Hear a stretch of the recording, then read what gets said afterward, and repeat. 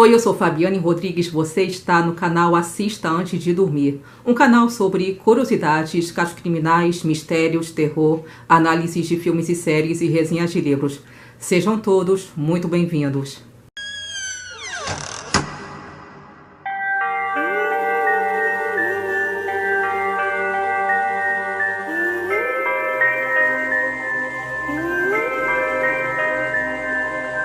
Bom, sempre às quartas-feiras eu trago vídeos voltados para curiosidades sobre o lado obscuro da vida, fatos reais por trás de um filme, de uma série, de personagens famosos, de filmes de terror, o lado obscuro de celebridades ou notícias horripilantes que ficaram para a história. E trago também análises de filmes e séries documentais e resenha ou resumos de livros que sejam mais voltados para o crime. No vídeo de hoje, eu vou falar sobre um caso bizarro que virou notícia de jornal nos anos 70 e causou o maior alvoroço na época. Só que até hoje, mesmo já tendo se passado mais de 40 anos que esse fato ocorreu, ninguém sabe dizer ao certo se a história é verdadeira ou se não passa de uma lenda urbana, porque ela nunca foi comprovada. Hoje eu vou falar sobre o caso Bebê Diabo. Então é isso, eu espero que vocês gostem e esse é mais um vídeo do quadro Quartas Assustadoras.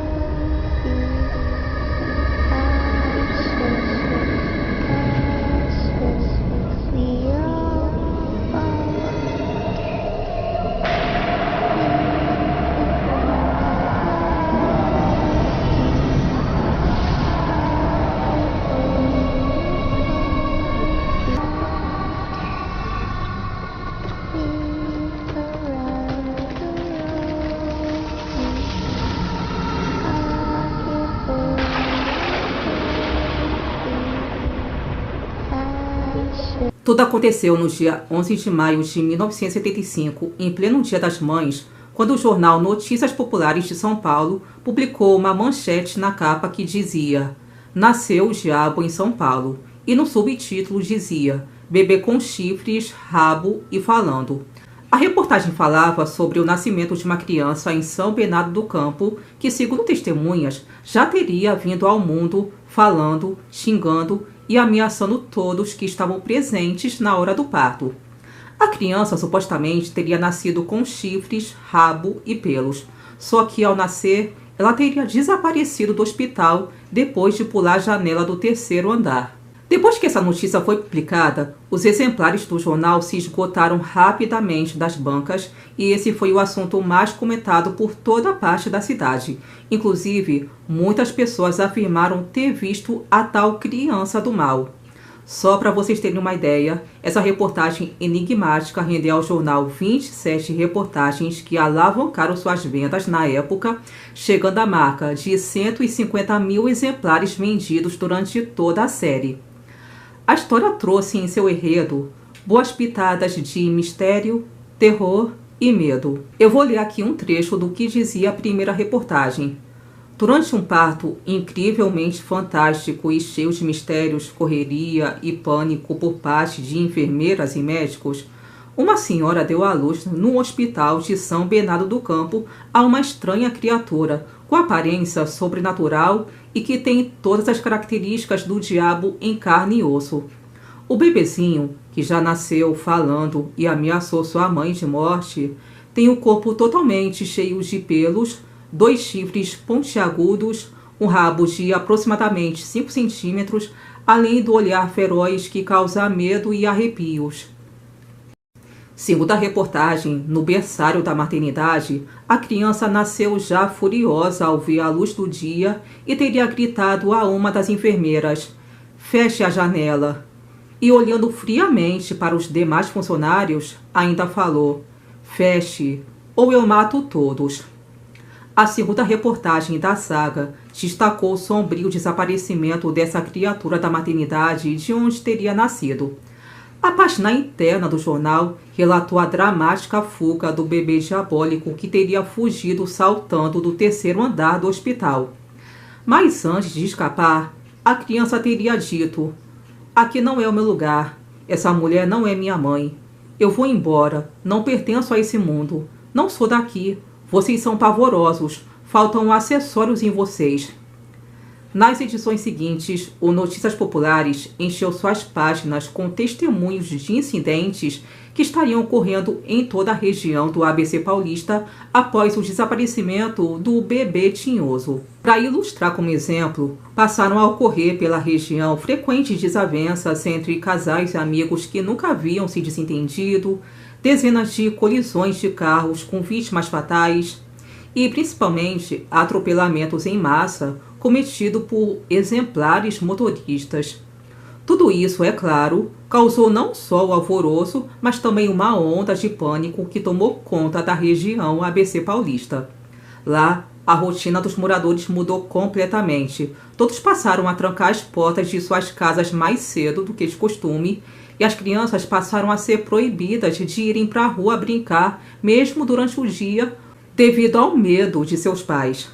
Além disso, diversas procissões religiosas contra o ser maléfico passaram a ser feitas pelas ruas e religiosos se prontificaram em capturar essa criatura. Inclusive, um grupo de moradores se mobilizou em buscar pessoas espiritualizadas que pudessem encontrar ou até mesmo capturar o bebê-diabo, mas essa tentativa foi em vão. Mesmo assim, em meio a toda a euforia do povo, o jornal Notícias Populares, como se quisesse dar continuidade ao enredo da trama, publicou mais uma reportagem dizendo que o bebê-diabo teria sido capturado por um grupo de religiosos e estaria internado em uma clínica particular de São Bernardo que seria aberta para visitação pública. O jornal ainda chegou a noticiar uma pequena lista da clínica com orientações que deveriam ser seguidas à risca por curiosos interessados em visitar a criatura. Entre elas, ser maior de 18 anos, estar munido de crucifixo, evitar conversar com o bebê fenômeno para não ouvir palavras obscenas, não ter problemas cardíacos e assinar um termo de responsabilidade em caso de ser tomado por possessões demoníacas. Só que logo após essa notícia, novos rumores preencheram as páginas do jornal dizendo que o bebê teria sido visto saltando pelos telhados das casas durante a noite. Isso levou muitos moradores a acreditarem que viram de fato a tal criança. Uma moradora na época afirmou o seguinte: "Era ele, tenho certeza. Vi com os meus próprios olhos. Parecia um louco pulando os telhados fazendo desfeita para a lua.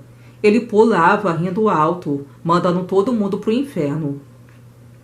Outros boatos que correram também foi que um discreto fazendeiro, morador de Marília, outra cidade de São Paulo, seria o pai do bebê-diabo. Isso porque, segundo os vizinhos, ele não tirava o chapéu por nada nesse mundo.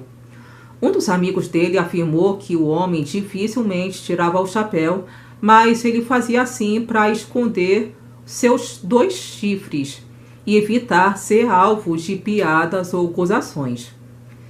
Ainda segundo relatos, o fazendeiro teria tido um rápido relacionamento com uma moradora de São Bernardo e teria rompido com ela havia cerca de 9 meses. Correu também boatos que em outra ocasião, após ter infernizado um ritual de Umbanda, a criatura teria sido vista pela última vez amarrada dentro de uma Kombi e estava com sua cabeça baixa e muitas lágrimas nos olhos. Fanáticos religiosos o teriam sequestrado e pretendiam levá-lo para o Nordeste para dar um ponto final nessa história.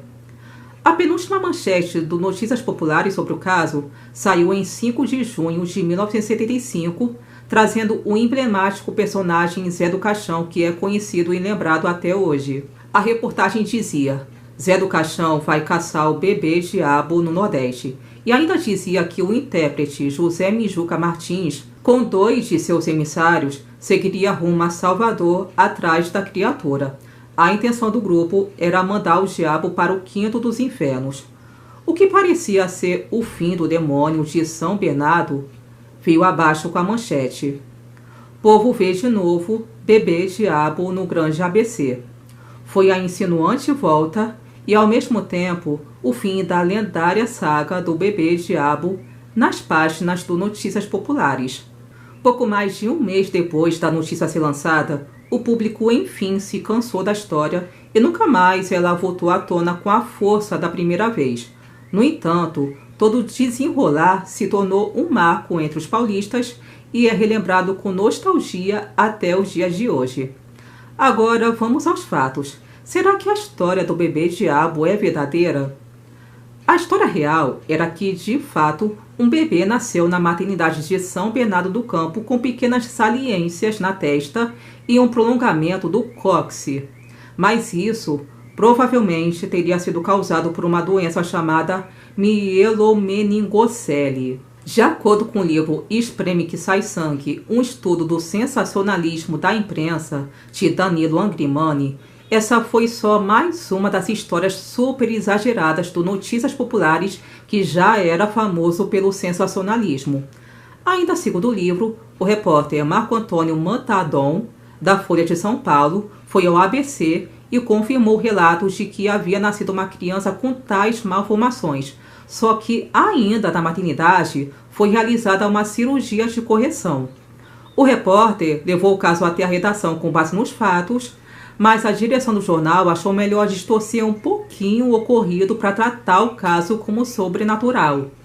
O fato é que a matéria foi um sucesso de vendas e até hoje é relembrada a história do bebê diabo. Gente, analisando essa história aqui, eu fico até pensando, né, comigo mesma. Se nos anos 70, que não existia a internet, não existia nem um celular ou smartphone, um jornal foi capaz de causar essa euforia toda em uma região de uma cidade grande, imagine se fosse nos tempos de hoje. Então, gente, é isso. Eu espero que vocês tenham gostado. Desculpem pelo tempo que eu fiquei sumida do canal, é que eu estava passando por vários problemas pessoais, além de questões da minha faculdade. Eu tô começando um TCC agora, gente, aí fica muito complicado de eu gravar vídeos pro YouTube. Inclusive, no outro canal que eu tenho, que é o canal principal, eu tenho feito mais shorts, né, que são vídeos curtinhos, do que vídeos normais, porque um vídeo normal dá muito trabalho para produzir, para editar, essas coisas todas. Mas eu tô tentando voltar aos poucos para esse canal aqui, trazer vídeos, né, de histórias de terror, que é o nicho, né, desse conteúdo. Então, gente, é isso. Mais uma vez, eu espero que tenham gostado desse vídeo. Muito obrigada por terem me assistido. Beijos, fiquem com Deus e até a próxima. Tchau!